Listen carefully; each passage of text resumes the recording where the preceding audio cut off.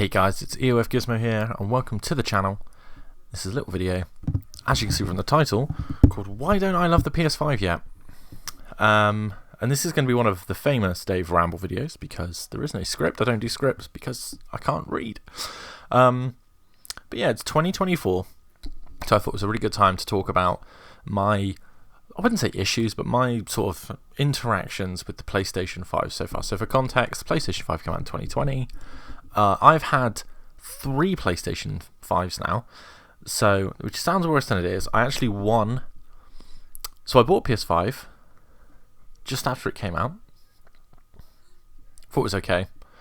Had a huge breakup and thus needed money, so it got sold. But it got sold along with, I'm not even joking, probably another like £4,000, £5,000 worth of video game stuff, because I just had no money. Which is a whole story for another day. And most of my classic games got sold, but the PS5 was worth more than anything else I owned at the time, so that went. I then won a PS5 in an EE competition in July of 2022. Just entered a competition. I was on holiday, got home, and there was a PS5 waiting for me. And then I sold that to Craig after I had a really big bill slashed with Final Fantasy 16 annoying me, and it's true. So really silly reason to sell a games console, but I did. And so that went, and then I bought my current PS5. I don't know, maybe January, December, October. I don't know. I bought it not long after I sold the other one, and the one I have now is pink.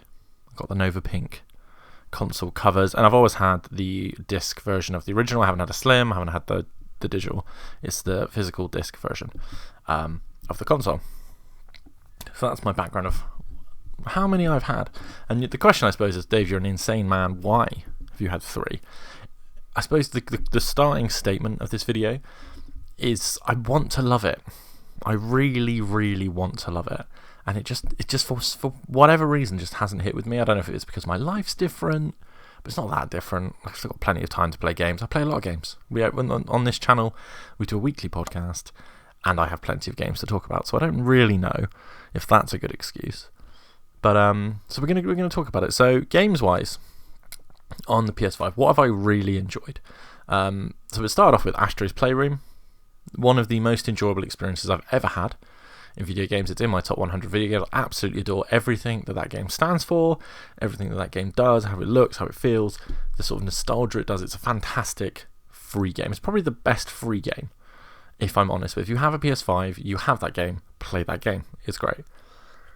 And then the problems really begin after that, because there was just not a lot of exclusive content early on, or very similar content. So launch-wise, I didn't play Demon's Souls. I'm not a Souls guy.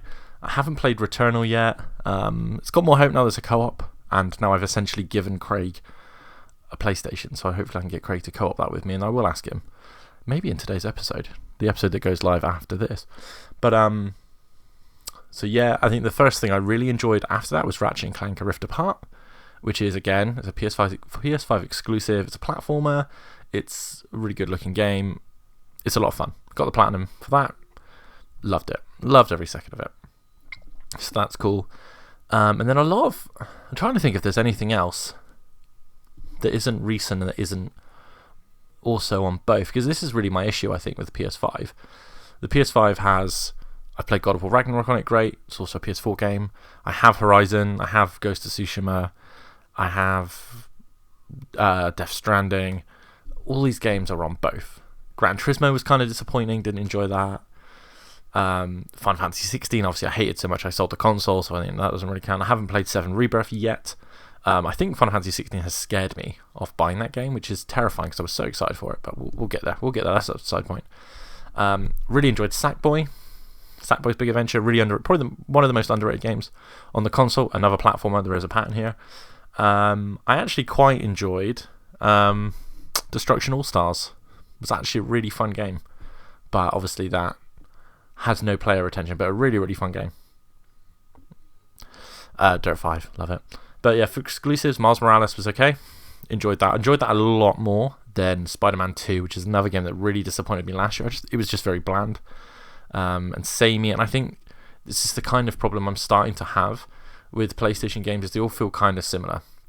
So a really good example of this is Rise of Ronin has just come out as the time of recording this. And then if you put that up against, say, Ghost of Tsushima Director's Cut, they look so similar because I know it's a similar setting, it's a similar combat style, and it's like, oh, even now we're having like, have we got too many samurai games? Like, how have we got to that point? You look at something like Stellar Blade, which is on screen at the minute. It looks, kind of unique. It just isn't a game for me. Last of Us, I'm well-known disliker of Last of Us, so those two games can be ruled out. We've had an Uncharted collection port, but no new Uncharted games. We haven't had a new Infamous. We haven't had a new Resistance. They never did a Days Gone 2. I really enjoyed Days Gone. We never got Days Gone 2. Motorstorm is gone. Gravity Rush 3 is not going to happen. You know what I mean? So there's all these little things, I think, that have added up to me just not really looking forward to anything. And obviously we know about the live service push, and most of the studios were doing that, and obviously they've cancelled some, and some are still coming out. But I will say that Helldivers 2 is probably the best game they've put out this year, and probably my favourite game the last couple of years on the console. Really, really enjoy Helldivers 2, and that's, I think all three of us on the channel really, really enjoy that game. So there's one really, really big high point. But yeah, it's just a ramble video. I wanted to just let my thoughts out about the PlayStation and why I think it's. I've really enjoyed the PS4, which I think may not help because I played everything. So obviously, if you've been watching not just this channel but the podcast we've been doing, me and Chris, since 2016, we played everything on PS4, on PS Vita, on PSVR 1, and I've now come to PS5. And I think even Chris, who's really PS5 heavy, I think even he is kind of like, well, he doesn't have that same sort of zest in his step for the type of games. I think PlayStation just haven't made the Concrete Genies and Gravity Rushes that they did last time, and I hope that they go back to that, because I think it needs it. I think it needs a couple more smaller titles. I think Helldivers is a really good example of a smaller budget game that's come out and is really taking the world by storm. Like, Helldivers 2 is probably the biggest success story of the PS5 in sort of relative terms of its budget and its expectations. I think any of us expected Helldivers 2 to be big, and we didn't on the podcast. We were like, Helldivers 1's great, but is Helldivers 2 really going to be the game? And it turns out, yes, like Helldivers 2 is probably the biggest reason to get a PS5 right now, because it's console exclusive. It's essentially a second party game. So, that's a big tick. So maybe we're on the way to, maybe I'll love this in a year, but right now they don't have much announced. We got Stellar Blade, obviously, what we're showing now. That's coming out soon. That's not going to do a thing for me, and I don't think there's anything else. I'm really hoping that they announce some more stuff. Big misstep with PSVR 2. Obviously, that's been an absolute disaster for them. But then they've had the PlayStation Portal, which was quite successful. And if it wasn't just cloud-based, I would have bought. So, yeah. So as for my little plan, because obviously this has just been a ramble for 10 minutes, I am going to try and play some more of my backlog. I have PS Plus for a year. And I've enjoyed that they've put PS1 games on there with trophies. I've enjoyed going back to games like that. So I've got a little list here of games that I own and or are on this service that I want to play. So the first of all, Horizon Forbidden West. Horizon Zero Dawn was one of my favourite games on PS4. Me and Chris tried to play it when it came out and it just bored us. But I just think it was very close to other games. So I think it's time maybe to go back and give that a try and get. I have the DLC, which I've heard really good things about, and I really like the universe. So I'd like to give that a go. Ghost of Tsushima is one of those games. It should be my favourite game on the console. I didn't finish it on PS4. I will start again on the Director's Cut. Again, I have Yeti Island to play and trying to get Craig and Peggy to join me in the Legends mode. We've got Returnal. The more I see about that game, the more I think me and Craig really do need to give it a go. Because I think we might enjoy it as a co-op. I think as a single player, it may not hit us, but as a co-op game, I think we might enjoy it. So that's definitely something I want to get to. I want to get back to Baldur's Gate. Had some real technical issues with that game that have been fixed now. So I want to get to it. I own the game. Really fun game. What else? Death Stranding. Wouldn't be opposed to playing that. Again, these are very similar-ish games. Retro stuff, absolutely. I don't know. Sackboy I want to finish. Again, me and Craig have been playing that. Let's rely a lot on Craig is what I'm hearing here. Rise of Ronin I want to give a go. But again, I've got Ghost of Tsushima, so I want to play that. But Rise of Ronin does interest me. Stellar Blade does not. I wouldn't mind playing Grand Blue Fantasy Relink. I've heard good things about that.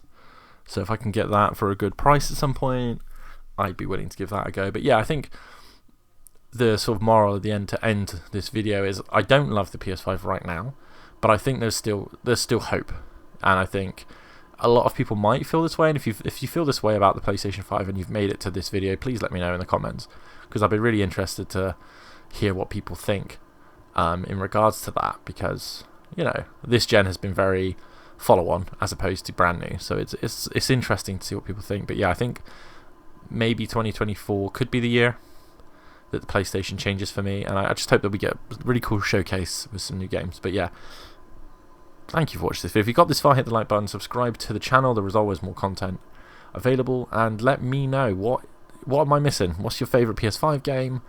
What is your favourite exclusive? I want to know. But yeah, thank you for watching. I'll see you next time.